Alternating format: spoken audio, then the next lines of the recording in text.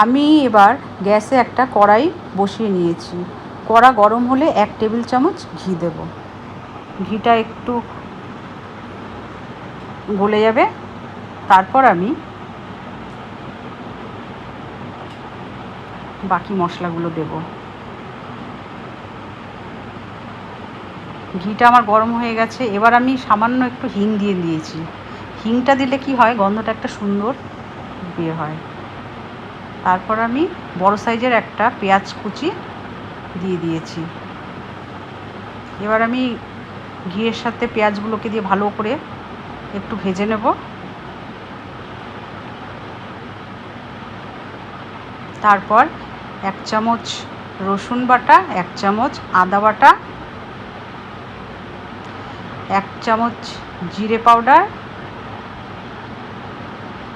আর 1 চামচ ধনে পাউডার দিয়ে এবার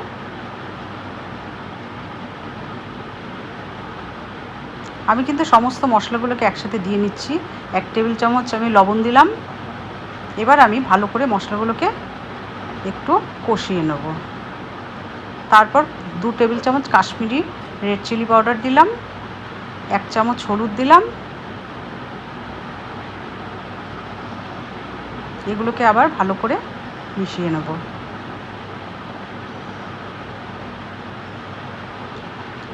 আমি খুব বেশি তেল অ্যাড করিনি। এবার আমি রেড চিলি পাউডার দিয়ে দিলাম 1 চামচ। আবার সমস্ত মশলাকে আমি ভালো করে কষিয়ে নেব। এবার আমি টমেটো পেস্ট করে রেখেছি বড় একটা, সেই টমেটো পেস্টটা আবার এই মশলার সাথে মিশিয়ে নেব। কি সুন্দর কালারটা এসছে দেখুন বন্ধুরা। এবার আমি কিছুক্ষণ এই মশলাগুলো একসাথে কষিয়ে নেব।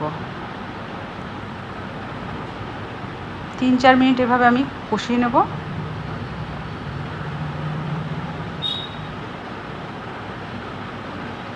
এবার আমি ছোলেগুলোকে এই মশলার সাথে দিয়ে দেব। এবার পুটলুগুলো আমি তুলে নিলাম। ছোলাটা দিয়ে সুন্দর করে আবার মিশিয়ে নেব মশলার সাথে। জলটাকেও আমি দিয়ে দিয়েছি। দেখুন বন্ধুরা, মশলার সাথে কি সুন্দর ছোলাগুলো মিশে গেছে। আমি আর এক্সট্রা জল এখনও দেইনি। এবার আমি একটু উষ্ণ গরম জল দিয়ে দিয়েছি। 1 কাপের মতো উষ্ণ গরম জল দিয়ে দিয়েছি। আর যেহেতু চা পাতার একটা গ্রেভি টাইপের ছিল, সেটা দেওয়াতে কালারটা আরও সুন্দর এসছে। এবার আমি 10 মিনিটের জন্য চাপা দিয়ে রেখেছি। এবার ফুটে উঠেছে সুন্দর। এবার আমি ঘরে তৈরি করা কসৌরি মেথি হাতে একটু ক্রাশ করে দিয়ে দেব। তারপর আমি ছোলের মশলাটা 1 চামচের মতো দিয়ে দেব। এবার সমস্ত উপকরণগুলোকে ভালো করে আমি নাড়িয়ে নেব। আমার ছোলে মশলা মোটামুটি তৈরি হয়ে এসছে। কি সুন্দর একটা গন্ধ বেরিয়েছে। দূর থেকে দেখলেই কিন্তু হবে না বন্ধুরা, বাড়িতে কিন্তু অবশ্যই বানিয়ে খেতে হবে। এবার আমি স্বাদের জন্য 1 চামচ চিনি দিয়েছি। খেতে খুব ভালো লাগবে। আর রঙটাও খুব সুন্দর এসছে দেখুন। আমার সমস্ত ছোলাগুলো খুব সুন্দর সেদ্ধ হয়ে গেছে আর গ্রেভিটাও ঠিকঠাক আছে। এবার আমি গ্যাসটাকে অফ করে দিচ্ছি। আমার ছোলে মশালে রেডি। এবার দেখুন কি সুন্দর কালার এসছে আর গ্রেভিটাও কত সুন্দর হয়েছে।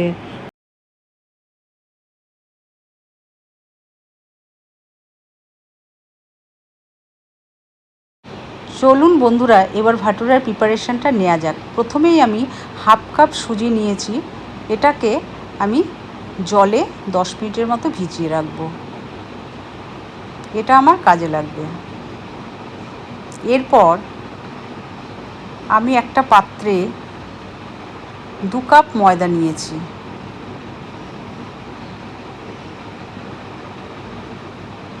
সাথে আমি এবার সুজিটাকে জলটা একটু ভালো করে বার করে এভাবে ময়দার সাথে দিয়ে দিয়েছি। সাথে দেব 1 চামচ চিনি আর 1 চামচ লবণ। চিনি আর লবণের পরিমাণটা মোটামুটি একই রেখেছি। এবার আমি 2 টেবিল স্পুনের থেকে একটু বেশি দই দেব, ঘরে পাতা টক দই। আর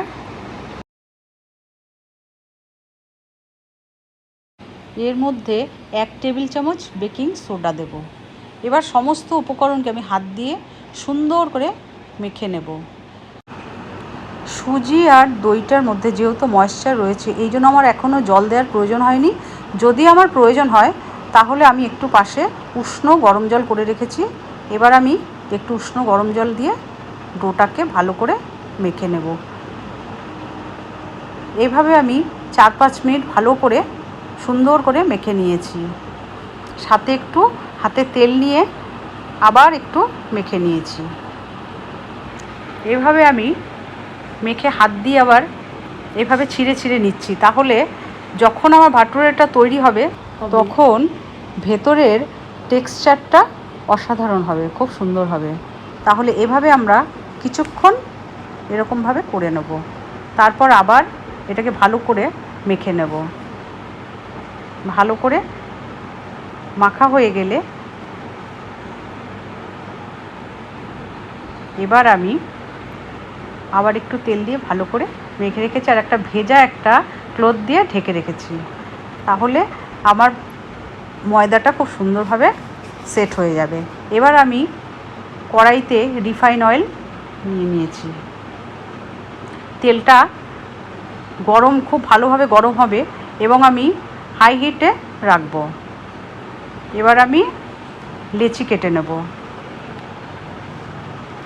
আর একটু ভালো করে মেখে নিচ্ছি। আমার ভাটুরেগুলো তাহলে খুব সুন্দর হবে এবং ফুলে উঠবে। এবার দেখুন আমি কিভাবে লেচিগুলোকে কাটবো। সফট আর ফ্লাফি। আমি এভাবেই লেচিগুলোকে কাটবো। তাহলে ভাটুরের ভেতরটা খুব সফট হবে আর খুব ফ্লপি হবে। এভাবে আমি বাকি লেচিগুলোকে কেটে নিচ্ছি।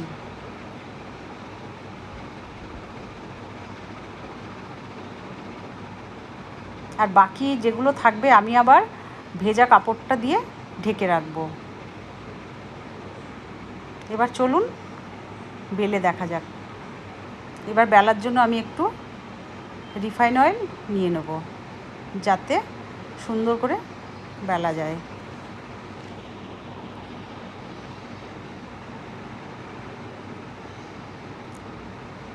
বেলনা তো আমি একটু লাগিয়ে নিলাম। এবার আমি সুন্দর করে বেলে নেব। আর খুব বেশি পাতলা করব না, রুটির মতো অতটা পাতলা করব না, এটা একটু ভারী হবে।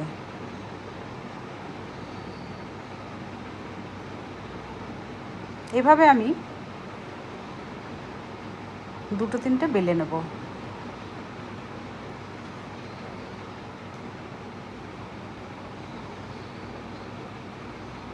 এদিকে পাশে কড়াতে তেলটা গরম হচ্ছে।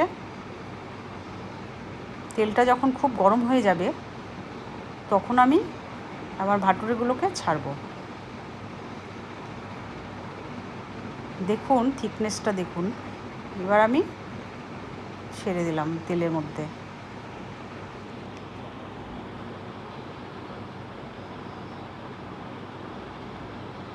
আঁচটা কিন্তু আমি হাই রাখবো, এই সময় লো করলে চলবে না। আস্তে আস্তে করে আমার ভাটুরেটা ফুলে উঠছে। দেখুন কি সুন্দর বলের মতো হয়ে এসছে।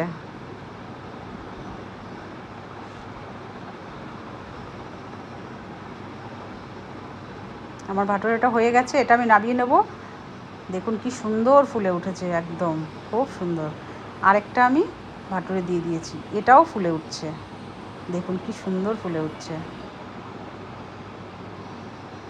আমি একটু চাপ দিয়ে নেব, তাহলে আরও সুন্দর করে ফুলে উঠবে। এবার আমি উল্টে নেব। খুব সুন্দর কালার হয়ে এসছে। এটাকেও এবার আমি তুলে নেব। এভাবে আমি বাকিগুলোকেও ভেজে নেব।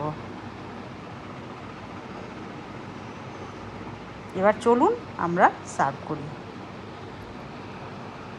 আমার ছোলে বাটুরে একদম রেডি। দেখুন বন্ধুরা, দেখেই জিভে জল চলে আসছে, কি সুন্দর হয়েছে। আপনারাও বাড়িতে করে অবশ্যই দেখবেন, আপনাদেরও ভালো লাগবে। দেখলেন তো বন্ধুরা, আমি ছিঁড়ে দেখাচ্ছি আমার ভাটুরেটা কতটা সফট হয়েছে আর কত ফ্লাফি হয়েছে। এবার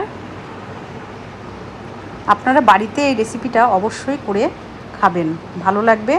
আমার এই রেসিপিটি যদি আপনাদের ভালো লেগে থাকে তাহলে অবশ্যই চ্যানেলটিকে সাবস্ক্রাইব করবেন